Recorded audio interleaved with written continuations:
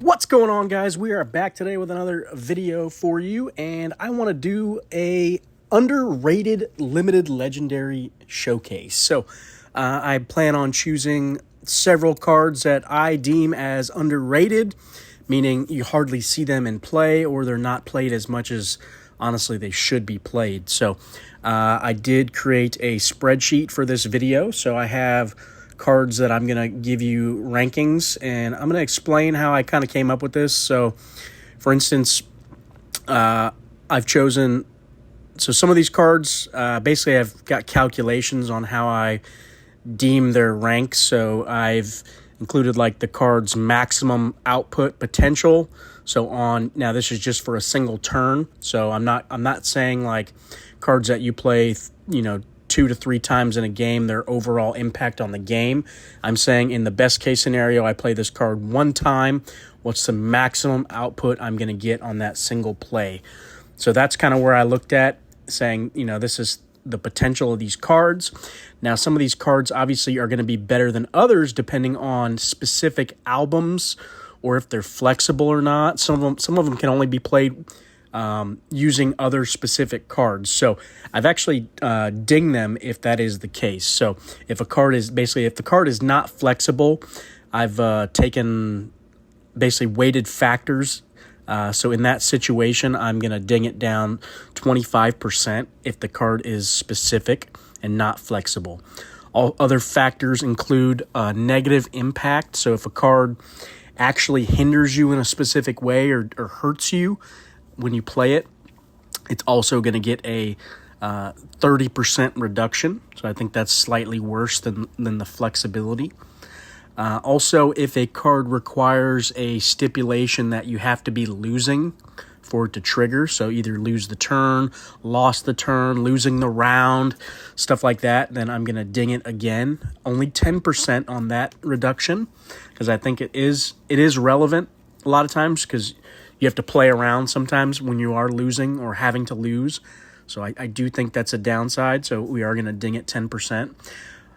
Last stipulation I've included is cycling. So if a card is, let's say, required to be played on a specific round or has to be played at a certain time and you have to cycle it accordingly, then I'm going to ding it 5%. So those are my weighted factors, basically, how I come up with my score.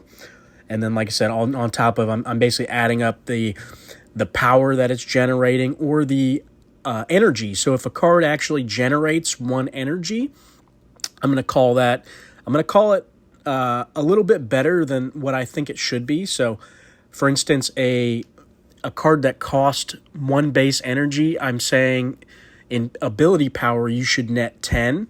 But if a card gives you 1 energy, I'm saying that energy is now worth 12 power versus 10. So I think there's a premium in the game of getting energy from a card versus the energy of a cost. So that's my difference there, is a card gives you 12, basically gives you an energy, it's giving you 12 power, versus a card that when you spend it, you're spending a cost of 1, and that is worth 10 power. So I do have those factored in and reductions accordingly on that. So just walking you through how I came up with this. So let's get into it. I'm going to start at the honorable mentions. So I'm going to do 3 honorable mentions.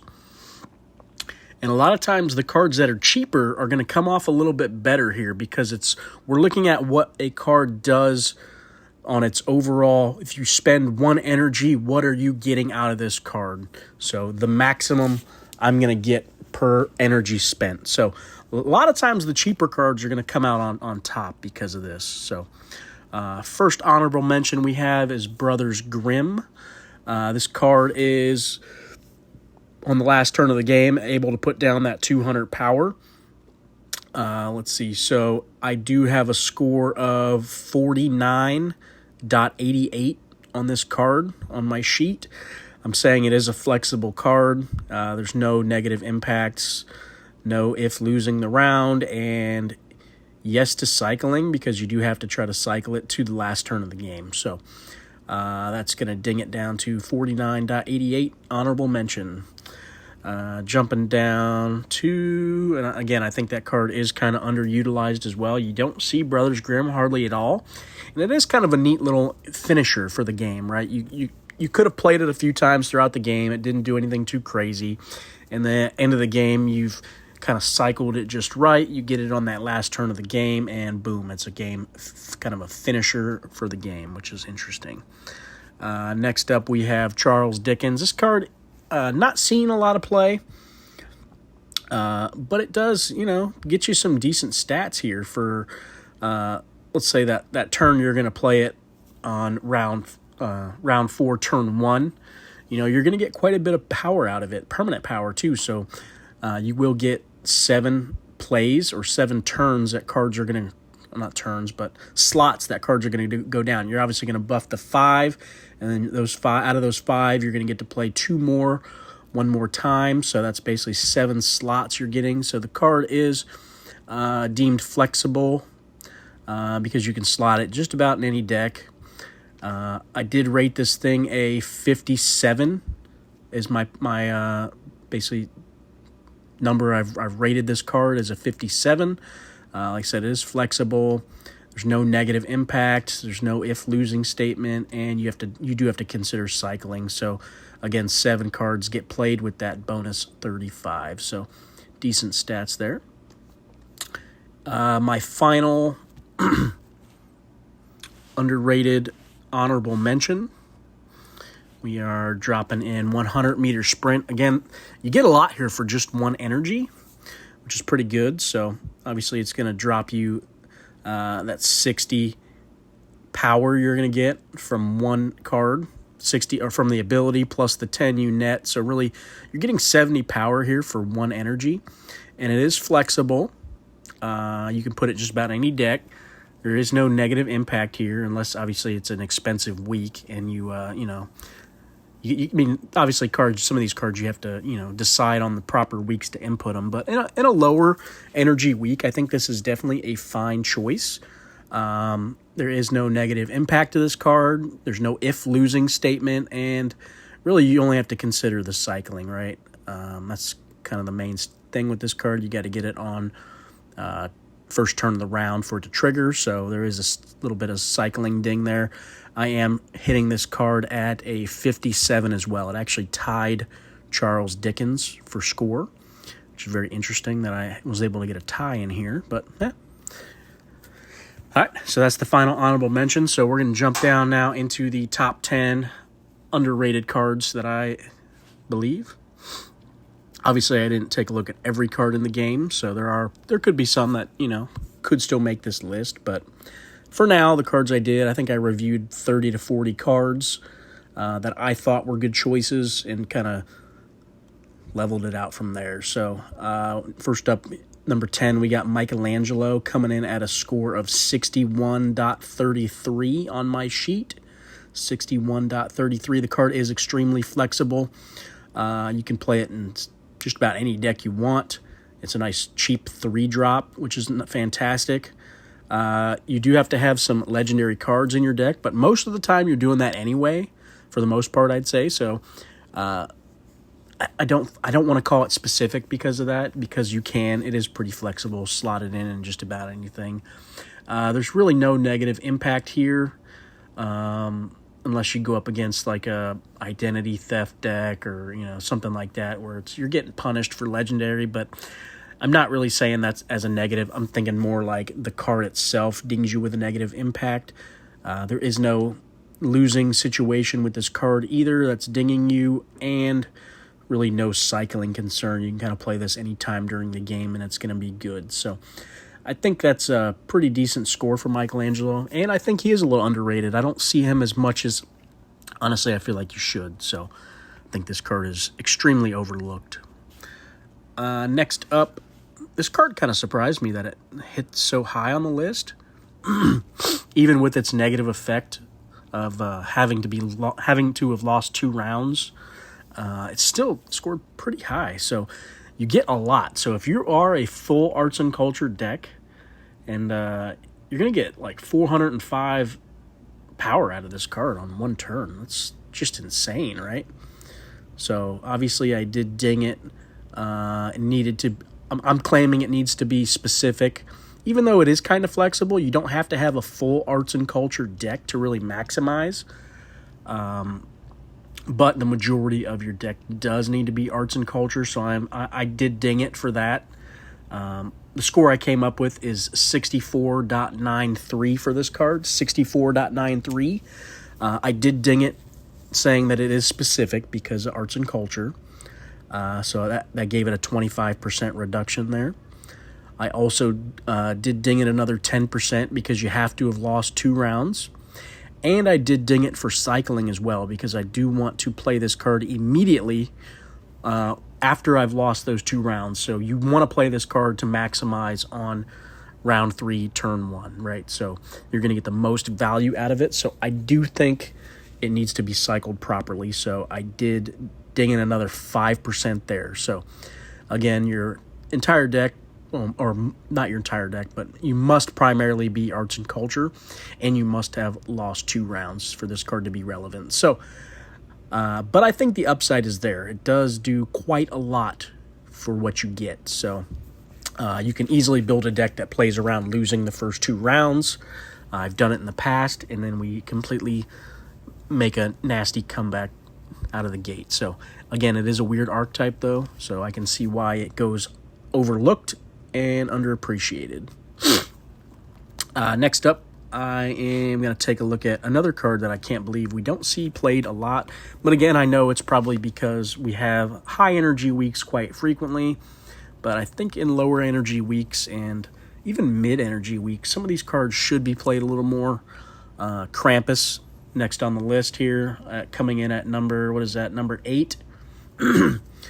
So for 4 energy, 24 base power, you can get a maximum potential here, 320. With itself, 344, which is quite strong. It is flexible too, so it doesn't get dinged for that. My score coming in here at 68.4 on Krampus. So he is flexible.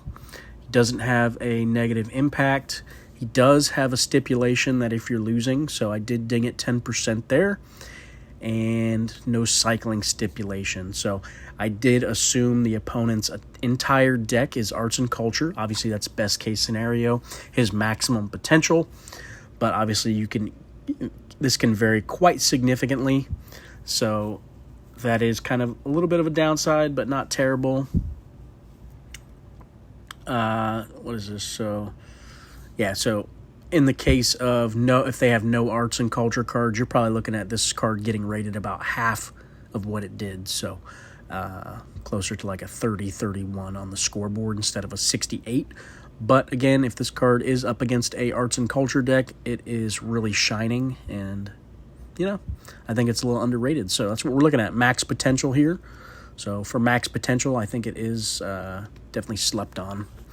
All right, let's jump up. We are at number 7 now. This card really surprised me too. I didn't think this would make the list. I was like, I'll try it, see what it comes up to. But Electricity card kind of slept on here, I feel like. So 3 base power, or 3 base energy, 20 base power. You can get, on my sheet, a maximum of 200 power out of this thing. So, 200 power, and then you can also get you're going to get energy, 10 energy out of this max potential. I had 120, so that gives you 340 factored max power. So that's pretty strong for only 3 energy. That's putting me at a score of 72.33 on my sheet. 72.33. I did say that this card's flexible. I did say that it does have a negative impact, so I did ding it 30%, because the negative impact is it takes up a card slot in your hand, right? You have to hold this card to maximize the potential. So basically I'm saying if played on turn 1, you're going to draw it back round 2, turn 3. So you're going to have 10 turns that you can hold this card for 20 power and a gain of 10 energy. But the negative factor is you're going to lose 1 slot in your deck, or out of your hand. So there's now you're limited to play 4 cards, right, to choose from. So you are going to sit on this card basically the rest of the game. So, but it gives you a lot, right? You want to play it right away, draw it back round 2, turn 3, and then hold it the rest of the game, and you're netting really good value from this card by the looks of it. So again, hit a 72.33 on the list here. All right, let's jump up to the next one here. Another one that kind of surprised me, but when you read it, it's not super surprising that it's this good, right? Laser Sword. So coming in at number 6 here, right? 10, 9, 8. So yeah, number 6 here, Laser Sword. So this card can put down insane power, right? But again, you have to have a deck built around this card essentially. So we are looking for a complete Forces of Nature or Forces of the Universe deck. So in this situation, you're going to look at a score of 84. 84 for this card, but again, it is specific, so I dinged it 25%. I said there is no negative impact, there is no if losing, and no cycling. So basically, you can play this card 3 times. Each time you play it, it's going to get bigger and bigger because you have played so many Forces of the Universe cards that this card, by the last turn of the game, hopefully you play it, it is just monstrous. So should pretty much auto win the last turn of the game, I would think. But yeah, enough on that one. Let's go to the next one. This next one really surprised me too. Another underrated card you hardly see play, and it's the Art of War. Again, I think it's just primarily high on the list because it is only 1 energy. So, and it does a lot. It does quite a bit for 1 energy. So you get that 13 base power. You're going to get ability power as well. So I'm sorry, ability potential. So we have a max of 50, right? Because you're going to ding your opponent 50 until played. And then we do have 7 energy that it's spitting out. So you're going to get a discount on your Sun Tzu of 2. And it's killing one of your opponent's cards opposite +5. So really that's 7 energy between the two. So that's going to net some good gains here for only 1 energy played. My score showing 95.9 on this card. And I'm showing flexible. I do say yes, it has a negative impact, so that it is dinging it 30%. And that is negative impact of 2 potentially bad cards. Or no, I'm reading the wrong line here. Hang on. Where am I at? Why did I ding it? 95. Negative impact. Oh, here it is. So I put not good and high energy weak, and then having to add Sun Tzu to the deck, and 3 or fewer history stipulation as a negative. So basically adding additional cards to your deck that really aren't the greatest, like Sun Tzu, to maximize this card. I said that's a negative impact. So we did ding it 30%, and then no if losing statement and no cycling stipulation. But the card is flexible, so decent score there for that. Definitely slept on. This next card is going to be specific as well, and it's specific to Forces of Nature. But this card's extremely good. When drawn, if your deck contains Frost and at least 1 Natural Monuments card, your Forces of Nature cards gain 18 permanent, which is a lot of power. This card's can stack up 778 power just playing it 1 time, because all that permanent power you can potentially get on like your entire deck is insane. So this card, again though, it is specific. It did score a 96.86, so very high score. Again, it is specific though. We have to have a Forces of Nature deck built around it. You do have to include a bad card, which is Frost, and you do have to include a Natural Monument. That one's not as big of a deal to me because you can drop Endure to Hell, which makes this still pretty good. But you get so much power out of it. So again, specific to Forces of Nature, and you have to have potentially 2 bad cards, but I would think mainly just the one with the Frost. So again, 96.86. So its little quality comes in at number 4. All right, next one, also specific. You'll see a trend. A lot of these specific cards that are slept on are really strong, but in specific builds. So it makes them a little slept on just because, if you're not doing these weird builds like this, these cards aren't really seeing action, right? So, but again, they do a lot. So this Buffalo Bill, for instance, if you're rocking Legends of the Old West, you get, plus 37 power for 4 turns. So that's 12 cards that are going to get 37 buff potential. So that's quite a bit. That's 444 power. With his 19, that's 463 power at a 3 energy cost. That's a lot. So he's getting a score of 97.43. I did ding him for his specific requirements of Legends of the Old West, since it is not the greatest album. And again, it's specific too. So, and then he does have an if losing statement. So he did get dinged another 10% for that as well. So he does require weaker cards, again, like I said, from Legends of the Old West album. So that's kind of the drawback there.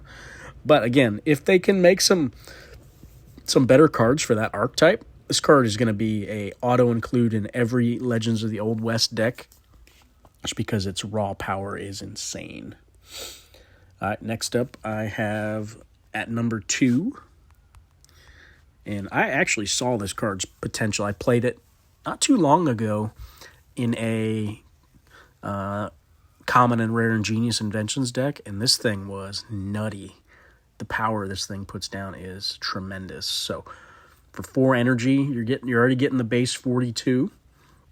So if you do just a fistful of common and rare inventions in your deck, this card is going to drop on 1 turn 816 power. That is just nutty. So think of that, like basically your entire deck. So if your rest of your deck was common and rare inventions, and this was the only card that wasn't, basically 43 turns you're going to get 18 additional power on from one play of this card. So second play, that's why I said 43, because I'm saying you're going to play it at least twice. But yeah, this card is insane. So my score hit 145.5 on this card. I did say it was specific, so I did ding it 25% there. But no negative impact, no if losing statement, and no cycling stipulation. So basically, if we played twice, 43 other cards are going to increase 18 power the rest of the game. And but again, most played with bad cards. So that's the problem. It's common and rare ingenious inventions aren't the greatest, but you can make a pretty decent deck build around it. I did it. So go, if you're curious, go check out the video. I did utilize artificial intelligence in, and you're going to see some crazy power output from that card. So definitely don't sleep on it. It is an archetype that is not utilized hardly at all. And finally, number 1. This card I actually do use quite frequently, and I'm surprised I hardly ever see it. Alexander Hamilton. Wow, this card does so much for 1 energy, and it's completely slept on, right?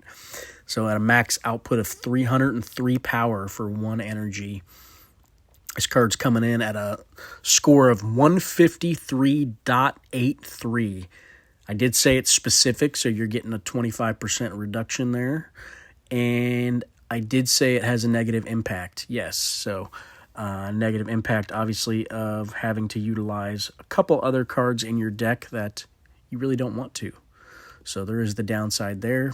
No if losing statement and no cycling condition. So again, card feels pretty flexible, even though I did slot it into a specific deck build. You can slot this quite easily, I feel like.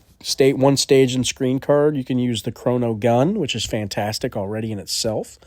And then 1 musically minded card, which is pretty easy to slot in as well, for plus 18 until played on all your history cards, which is, you could have up to 16 in your deck, which is fantastic. Again, it does push you into that specific archetype of a lot of history cards, but there is a lot of good history cards out there and a lot you can do in that archetype. So Again, I think this card is a little slept on, especially in low energy weeks. So at number 1, Alexander Hamilton. Let me know what you guys thought of the video, and if there's something I missed, I'll definitely plug it in my sheet and tell you if you want to know a card's specific score on basically in my sheet, how I came up with it, or if you have any other questions, let me know. I'll be happy to answer, or, toss some other cards in my sheet and give you guys some outputs if you're curious on some other stuff. But like I said, I did do probably 30 to 40 cards here, and those were the highest on my score. There were some that I actually thought were going to score quite higher that didn't. So yeah, there's definitely several really good cards down here that did not score even close to 30. They were down here at 15, 19, 20, 24. So yeah, interesting way to do this, I feel like, but it shows that, every energy you spend matters. Just because a card cost 1 energy, how much are you really getting out of that card? So don't sleep on those cheap cards just because, they're not, 10 costed cards that produce 100 power on the base. There's some good abilities in there that really are slept on. So, all right, let me know what you guys thought. As always, hit that like button and that subscribe button. Have a good night, guys.